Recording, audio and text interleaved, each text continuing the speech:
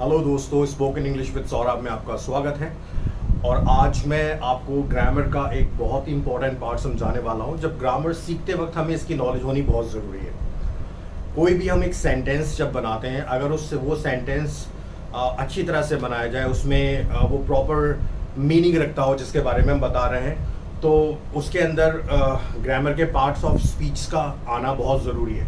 Part of speech मतलब कोई भी एक सेंटेंस में जितने भी पार्ट होते हैं और उन पार्ट्स को वो पार्ट्स अपना एक रोल प्ले करते हैं उस सेंटेंस को बनाने में। मैं आपको ईजिली एक्सप्लेन करूं कि जैसे कि फॉर एग्जांपल अगर मुझे एक डिश बनानी है, मुझे एक पनीर की एक डिश बनानी है, तो पनीर की डिश बनाने के लिए उसमें पनीर चाहिए होगा, उसमें अलग इंग्रेडिएंट चाहिए होते हैं, मसाले चाहिए होते हैं, उसका एक तरीका है बनाने का। तो इसी तरह से अगर हमें उसको एक अच्छी डिश बनानी है तो हमें उस तरीकों को फॉलो करना होता है। सिमिलरली अगर एक हम अच्छा सेंटेंस इंग्लिश में फ्रेम करना चाहते हैं तो हमें पार्ट ऑफ स्पीच को उनके प्रॉपर स्थान पे रखना ज़रूरी होता है। तो आज हम इसको जानेंगे और मैं आपको इसको प्रॉपर तरीके से एक्सप्लेन करूंगा। Okay, let's come to the board. Guys, parts of speech in English language 8 तरह के होते हैं और हम इनके बारे में एक एक करके जानेंगे। ऑलराइट, एक सेंटेंस में इन सारे पार्ट्स ऑफ स्पीच का यूज किया जाता है। मैंने एक नीचे एक छोटा सा सेंटेंस लिखा हुआ है, अगर आप देखें, wow, a fat man is coming nicely with his bicycle and he is singing. नीचे एक सेंटेंस है, अ fat man is coming nicely with his bicycle and he is singing. Alright, now इस एक सेंटेंस में लगभग सभी तरह की पार्ट्स ऑफ स्पीच को यूज किया गया है और मैं आपको एक एक करके एक्सप्लेन करूंगा। नाउ सबसे पहला पार्ट ऑफ स्पीच है नाउन। नाउन की डेफिनेशन हमने बचपन से पढ़ी है कि भाई noun is a name of a person, place और अ थिंग। तो किसी भी एक सेंटेंस में अगर हमें नाउन जानना है तो उस सेंटेंस में अगर कोई नाम है, जैसे मैंने यहाँ लिखा है सोहन, किसी प्लेस का नाम है जैसे कि दिल्ली, किसी चीज का नाम है जैसे बिल्डिंग या काउ एटसेट्रा, वो सारे वर्ड नाउन के अंडर में आते हैं। ऑलराइट, नेक्स्ट है प्रोनाउन। प्रोनाउन की डेफिनेशन बहुत आसान है। The words which comes in the place of noun are called pronoun. Okay, the word which are used in the place of noun are called pronoun.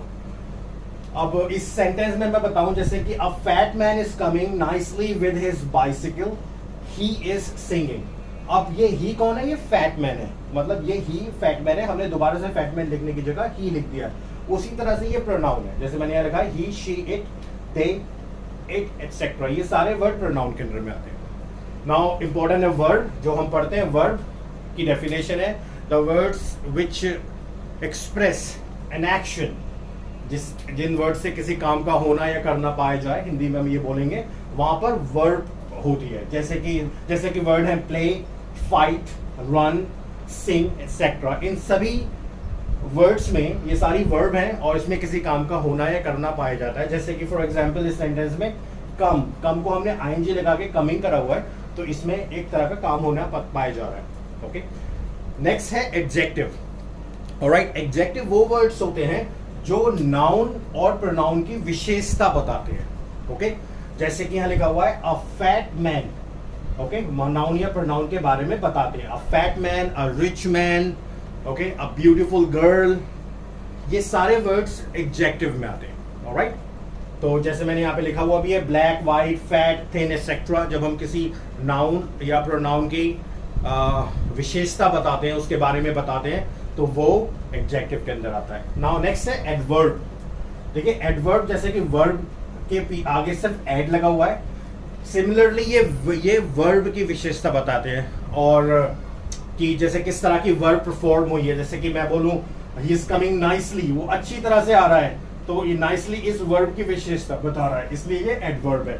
Beautifully, specially जब ly use होता है sentences में, वहां पे adverb होता है। Okay, now next है preposition. बहुत इंपॉर्टेंट है, इसके लिए हम एक सेपरेट क्लास भी रखेंगे, लेकिन फिलहाल अभी मैं आपको यहाँ पे एक्सप्लेन करूं कि प्रीपोजिशन संबंध बताता है किसी भी सेंटेंस में सब्जेक्ट और ऑब्जेक्ट के बीच में। अगर दो नाउन्स है, एक आपको मालूम है कि एक सब्जेक्ट में एक सेंटेंस में एक सब्जेक्ट होता है, एक ऑब्जेक्ट होता है, मतलब जो भी ये लिंक करने वाले वर्ड होते हैं, विशेषता बताने वाले वर्ड होते हैं, संबंध स्थापित करने वाले वर्ड होते हैं, प्रीपोजिशन को हम ऐसे बोल सकते हैं कि प्रीपोजिशन एक सेंटेंस के अंदर नाउन और ऑब्जेक्ट के बीच में एक तरह का लिंक को एक्सप्लेन करते हैं, संबंध को बताते हैं, वहां पे प्रीपोजिशन होता है। जैसे कि to, from, with, of, towards, on etcetera. इस सेंटेंस में a fat man is coming nicely with his bicycle. देखिए अब ये बाइसिकल और फैट मैन के बीच में ये एक लिंक है, ये इसे प्रीपोजिशन कहते हैं।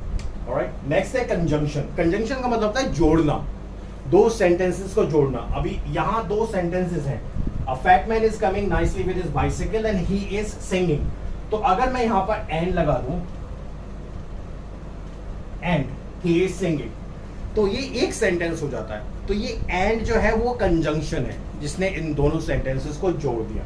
ऑलराइट, नाउ नेक्स्ट वन है इंटरजेक्शन। इंटरजेक्शन का मतलब होता है वो वर्ड्स जो हमारी फीलिंग्स को एक्सप्रेस करते हैं, जिनका कोई मतलब नहीं होता है। जैसे कि मैं बहुत ज्यादा एक्साइटेड हूं तो मैं बोलूंगा वाओ, अगर मैं खुश हूं तो वाओ आएगा, अगर मैं दुखी हूं तो अलास आएगा या ओ आएगा, अगर हम और ज्यादा खुश हैं तो हुर्रे आएगा, एक्सेट्रा। सो ये सारे वर्ड हमारे मुंह से निकलते हैं, कहते हैं उफ। मान लीजिए आपको चोट लग गई, आपने बोला उफ। अब उफ का कोई मतलब नहीं है, but it is expressing a feeling कि हाँ आपको आप दर्द में।